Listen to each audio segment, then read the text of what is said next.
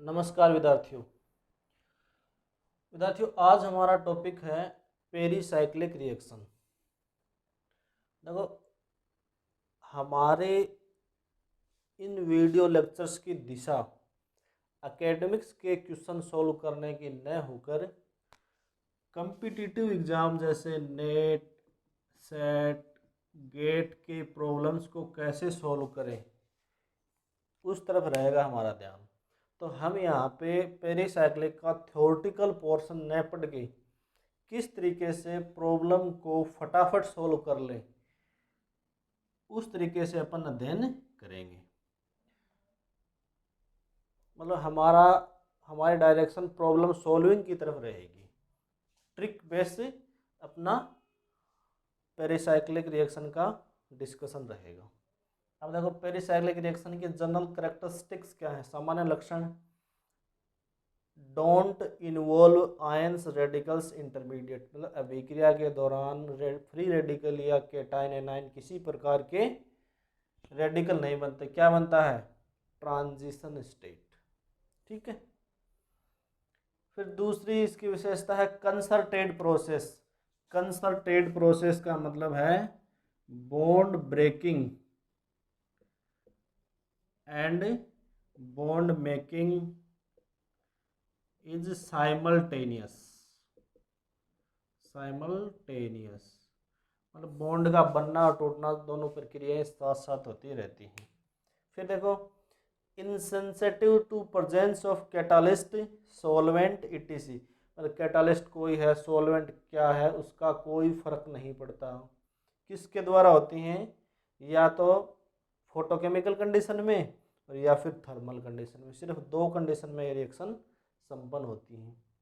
फिर देखो, चौथी विशेषता जो इसकी सबसे मुख्य विशेषता है, stereo specific reaction. Stereo specific reaction का मतलब क्या है? मतलब रिएक्टेंट की स्टीरियो केमिस्ट्री प्रिजर्व रहती है। ठीक है।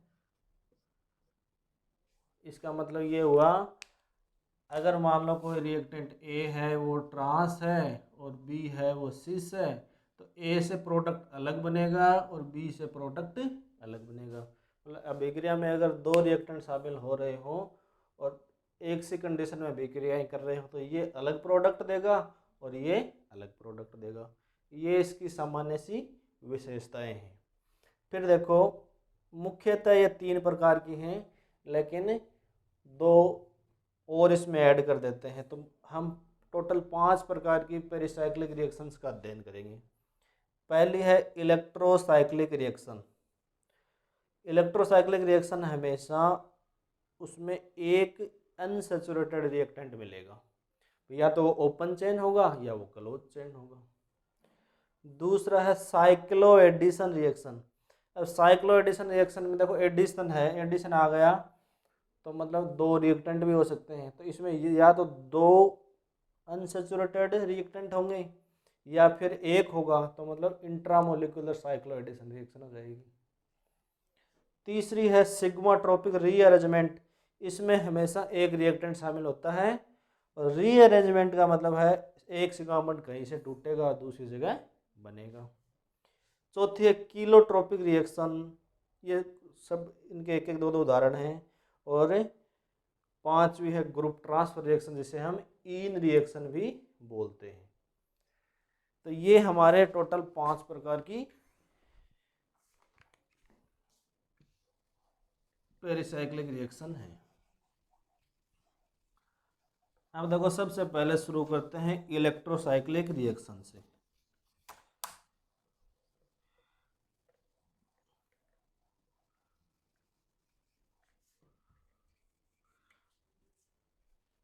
इलेक्ट्रोसाइक्लिक रिएक्शन का एक उदाहरण यहाँ पे लिखा हुआ है। ये क्या है? 1,3-ब्यूटाडाइन है, जिसके एक और 4 कार्बन पे 2 मेथिल समूह जुड़े हुए हैं। ठीक है। अब देखो, इस 1,3-ब्यूटाडाइन सिस्टम को जब हम गर्म करते हैं तो ये प्रोडक्ट बनता है, और जब फोटोकेमिकल कंडीशन में ये प्रोडक्ट बनता है।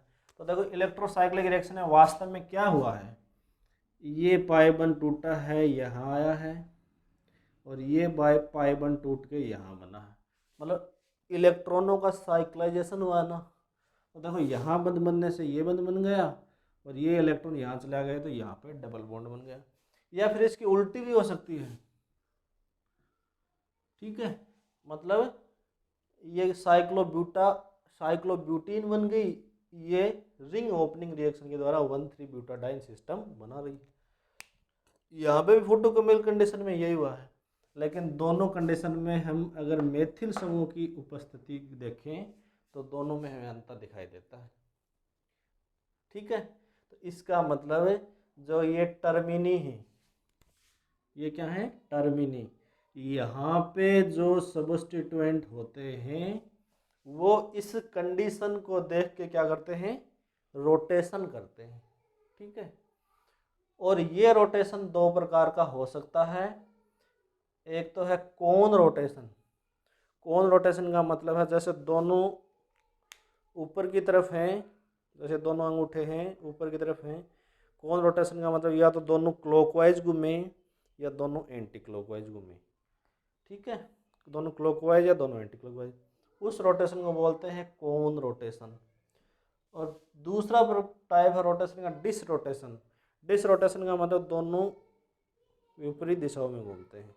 डिस का मतलब डिस्यूम, अलग अलग दिशाओं में घूमेंगे। तो देखो पहले में क्या हुआ है, देखो दोनों इस साइड ऐसे थे और थर्मल कंडीशन में घूम के कोन रोटेशन के द्वारा दोनों ऊपर आ गई, ठीक है। दूसरे में डिस रोटेशन हुआ है, दोनों ऐसे थे और दोनों विपरीत दिशा में घुमाना, तो एक को देखो क्लॉकवाइज घुमाया और एक को एंटी क्लॉकवाइज घुमाया, तो एक तो ऊपर चला गया और एक नीचे चला गया, ठीक है। ऐसी इलेक्ट्रोसाइक्लिक रिएक्शन होती हैं, हम बहुत सारी इसकी प्रॉब्लम को डिस्कस करेंगे। तो ये टर्मिनी पे जो रोटेशन होता है उसको बोलते हैं कोन रोटेशन या डिस रोटेशन। अब देखो पेरीसाइक्लिक रिएक्शन में हमेशा पाई मोलिकुलर ऑर्बिटल भाग लेते हैं, ठीक है, और पाई मोलिकुलर ऑर्बिटल में भी होमो भाग लेते हैं, ठीक है। कौन से भाग लेते हैं, होमो।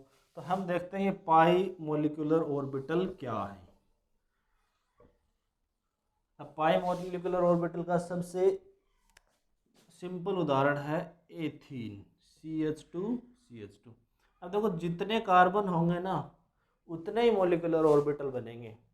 तो कितने मोलिकुलर कार्बन है, दो, तो दो मोलिकुलर ऑर्बिटल बना दो, ये लो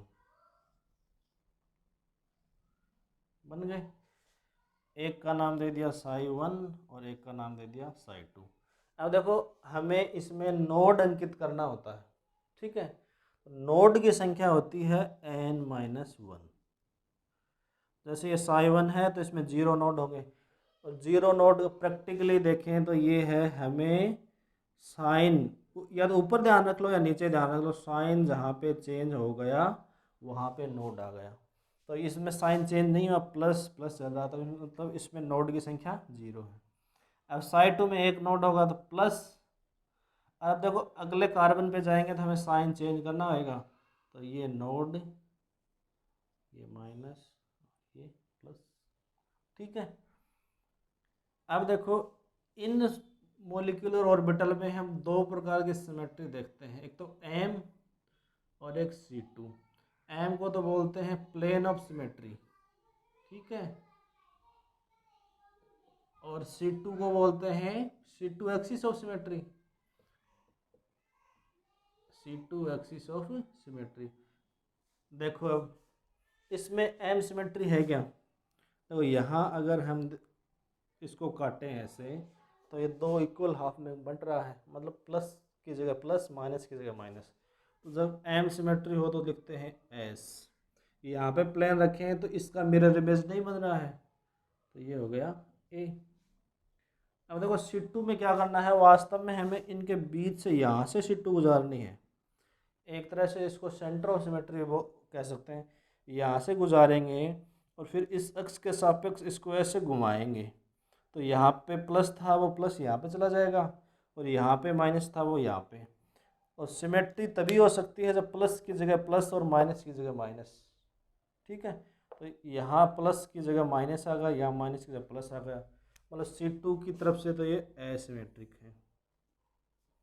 इसमें देखो ऐसे घुमाएंगे तो ये प्लस इंटरचेंज, ये माइनस इंटरचेंज, तो यहाँ पे ये सिमेट्रिक हो गया। फिर देखो इसमें 2 इलेक्ट्रॉन होते हैं, एक ऑर्बिटल में मैक्सिमम कितने इलेक्ट्रॉन आ सकते हैं? 2।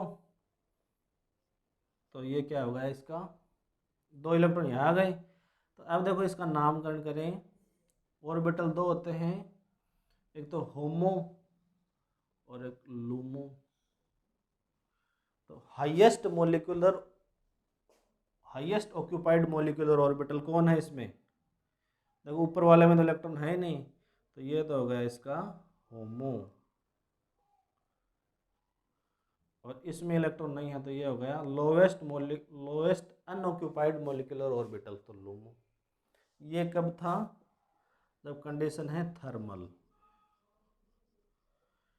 जब कंडीशन होएंगी फोटोकेमिकल तो एक इलेक्ट्रॉन उछल के कहाँ चला जाएगा? यहाँ पे। तो अब हाईएस्ट मॉलिक्यूलर ऑर्बिटल कौन सा हो गया? Psi2, तो ये हो गया होमो।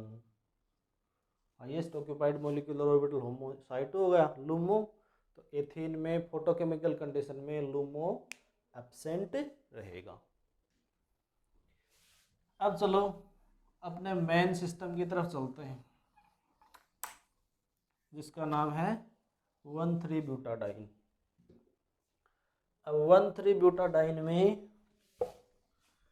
4 मॉलिक्यूलर ऑर्बिटल बनेंगे, क्योंकि देखो CH2 double bond CH CH double bond CH2, ये सिस्टम है अपना।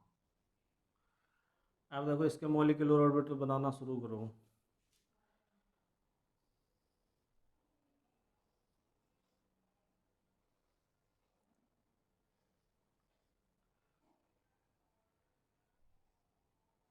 ये बड़े बनाओ थोड़े।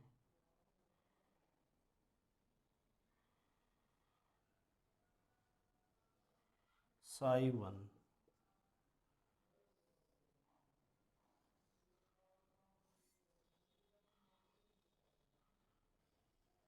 Psi2,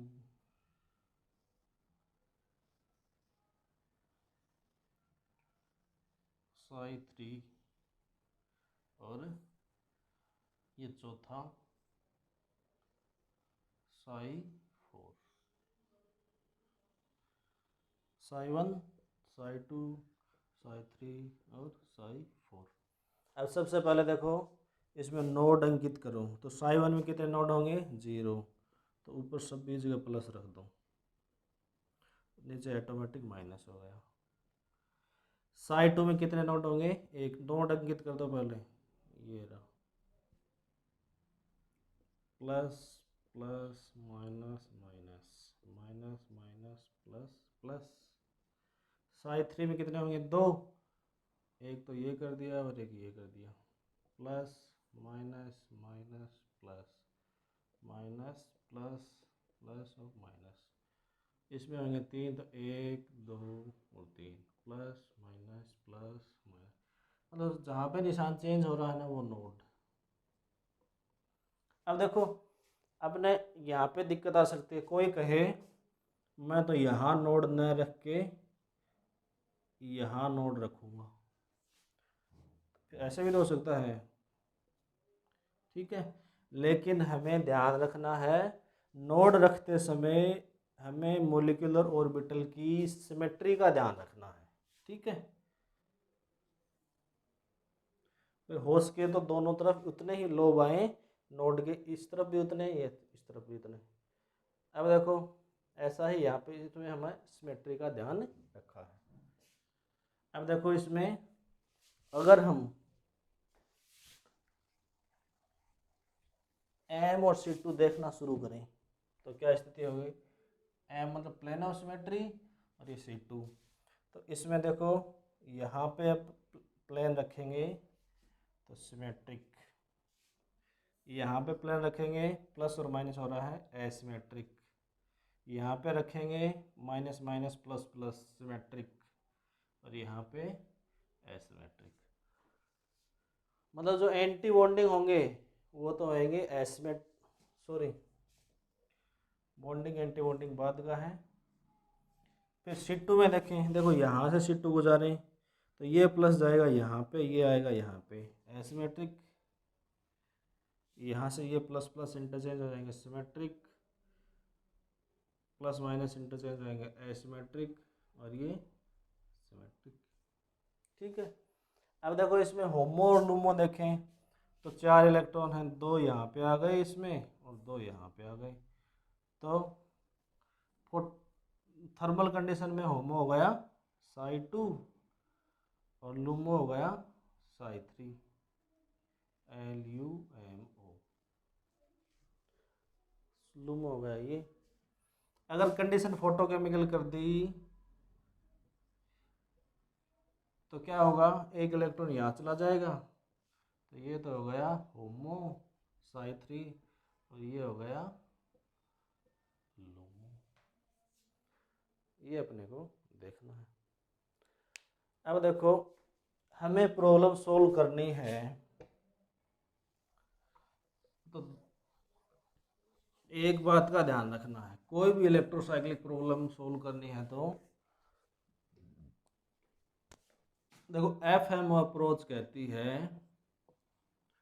होमो की सिमेट्री अगर C2 है तो कोन रोटेशन और M है तो डिस रोटेशन। ठीक है। लेकिन हमें एक सूत्र ध्यान रखना है, PDTC 4 पाई ओपन। ये अगर याद नहीं रहे कोई दिक्कत नहीं, आप ये याद रखो PDTC 4 पाई ओपन मतलब फोटोकेमिकली डिसरोटेटरी डिस और थर्मली कोन रोटेटरी, और सिस्टम कौन सा हो, ओपन सिस्टम में 4 इलेक्ट्रॉन होना तो क्या हो जाएगा, अगर फोटोकेमिकल कंडीशन है तो डिस, थर्मल कंडीशन है तो कोन, और अगर 4n+2 पर इलेक्ट्रॉन है ओपन सिस्टम में तो इसको कर देना PCTD। अपना को यही ध्यान रखना है, फोटोकेमिकली डिसरोटेटरी, थर्मली कोन रोटेटरी, ये 4 पाई ओपन, ये ध्यान रखो PDTC 4 पाई ओपन। ठीक है। इस तरीके से सारी प्रॉब्लम अपनी सॉल्व हो जाएंगी। और 4n+2 पाई इलेक्ट्रॉन में क्या याद रखना है, PCTD, मतलब ये याद रख हो गया तो ये अपने आप याद हो जाएगा। ये भूमिका बन गई है। कल अपन देखेंगे इलेक्ट्रोसाइक्लिक प्रॉब्लम्स।